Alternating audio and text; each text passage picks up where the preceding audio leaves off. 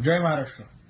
लोकसभेची निवडणूक जाहीर झाली आहे आणि बऱ्याच ठिकाणी उमेदवारी जाहीर झाली आणि संपूर्ण निवडणुकीच्या प्रक्रियेला वेग आलेला आहे.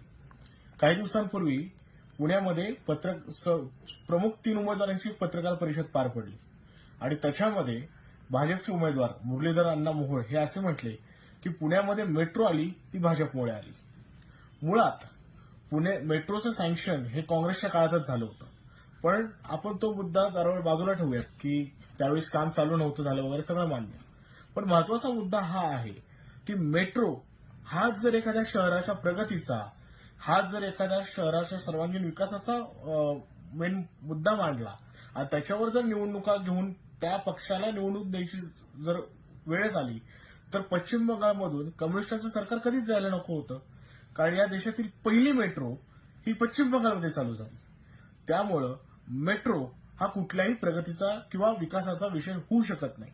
हा, मेट्रोमुळे पुण्यातील दळणवळणाची सोय जरा जलद झाली हे निश्चित, पण त्यावरून पुण्याचा खासदार कोण हे ठरवलं जाऊ शकत नाही.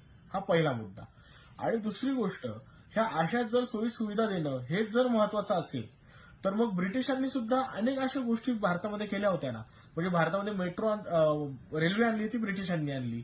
भारतामध्ये सती कायदा रद्द केला तो ब्रिटिशांनी केला. भारतामध्ये एक सार्वजनिक शिक्षण व्यवस्था आणली ती ब्रिटिशांनी आणली. मग ब्रिटिशांना काही कधीच भारतातून जायचं नव्हतं का? मुळात इथं सोयी सुविधांपेक्षाही महत्वाचा मुद्दा आहे महागाई, बेरोजगारी आणि सगळ्यात महत्वाचे म्हणजे देशाची लोकशाही. आज देशाची लोकशाही धोक्यात आलेली आहे.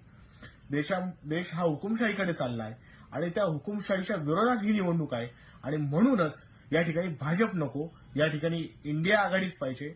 आणि इंडिया आघाडीचे आणि महाविकास आघाडीचे उमेदवार यांना जाणीवपूर्वक निवडून देण्याची जबाबदारी या भारतातील प्रत्येक लोकशाही प्रिय नागरिकाची आहे असं मला या ठिकाणी वाटतं.